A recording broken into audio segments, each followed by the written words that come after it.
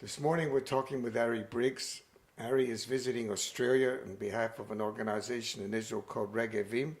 Regavim is contesting claims made by Bedouin on Israeli state-owned and privately owned land in the Negev.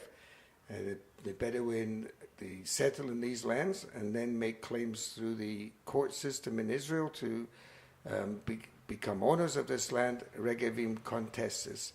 Good morning, Ari. Tell us how you go about this. Good morning, Henry. It's a pleasure to be here. Thank you very much for having me. Just a bit about Regavim. Regavim has currently 140 cases at different levels within the legal bureaucracy and the government bureaucracy dealing with issues of land management, where the land, whether it's private or public state lands, are being mismanaged. And a lot of those cases have to do with the Negev.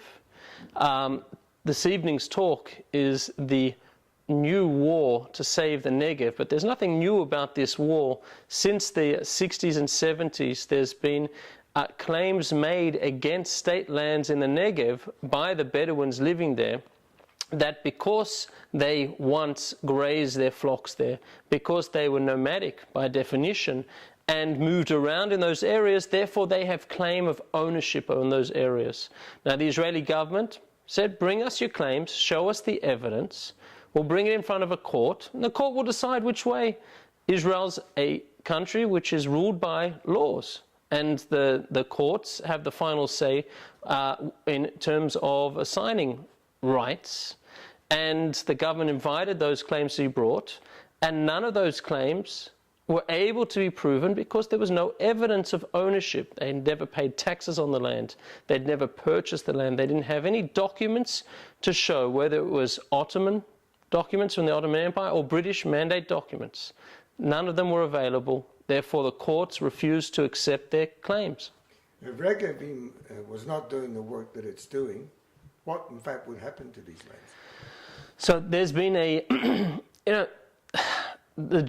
I can't say the Jewish people's love of the land has always been there, but the pressure that's placed upon Israel to deal only with the most crucial issues like Iran, like Syria, like weapons of mass destruction, chemical weapons like Hamas and Hezbollah, means that other issues are placed at a lower priority, and basically the government's trying to clear their plates of these issues. So what they're doing, and recently it's been increased dramatically, they're giving this land to the Bedouins, not only leasing it to them like a moshav or kibbutz receives land and gets to use those lands. Here it wants to register these lands as privately owned by the Bedouin in the land registry.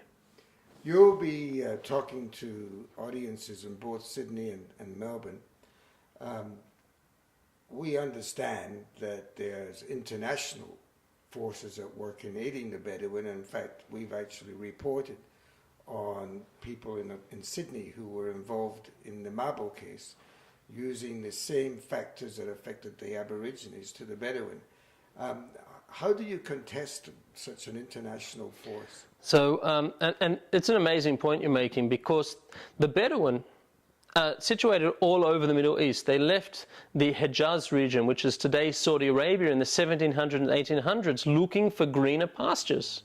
And they traveled all over the Middle East. We know Jordan, we know in Egypt, we know Iran, Iraq, Syria, Lebanon, and Israel have Bedouins. The UN has claimed that the Bedouins of the Negev are indigenous to the Negev, but have no indigenous status anywhere else in the Middle East, even in Saudi Arabia where they came from, even in the Sinai, which has the same tribes, in Jordan, which is run by a Bedouin king. They don't have indigenous. Now, one has to question, one has to ask why. Why is it that in the Negev, in Israel, the UN decided to give the Bedouin indigenous status? And this evening we're going to hear a lot more about that, and the process that's taken to get the UN to claim that, and the forces working against Israel, both from within Israel and from outside of Israel, with massive funding, European Union, New Israel Fund, and many other funds and countries giving money to try and take another chunk away from our state of Israel. Ari, I won't go into the whys and wherefores of how you do it. We'll leave that for the meetings in Melbourne and Sydney. But tell me, are you successful in most of the cases you contest? It's taken some time. We're a young organization. We were founded in 2006, and I can tell you we were losing each and every case in the beginning because the judicial system had been misused so often and so much up till that time that it was very difficult to crack into the system and understand how to beat the cynicism. But we've done it. And over the last couple of years, we've been winning case after case, and things are turning around. And because we're starting to win, the reaction from these reactionary groups, these groups that are trying to hurt Israel, is massive. If you do a search for Regavim online, you will find article after article after article telling lies about Regavim because they'll do anything they can to harm Regavim, because we're making a difference in Israel and we're saving the lands and keeping Jewish lands in Jewish hands.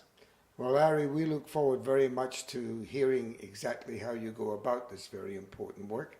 And we invite all our readers to join you both in Sydney and in Melbourne. And we're carrying ads on the site as to where the meetings are. And thank you very much for talking to JWR this morning. Thank you, Henry. It's been a pleasure.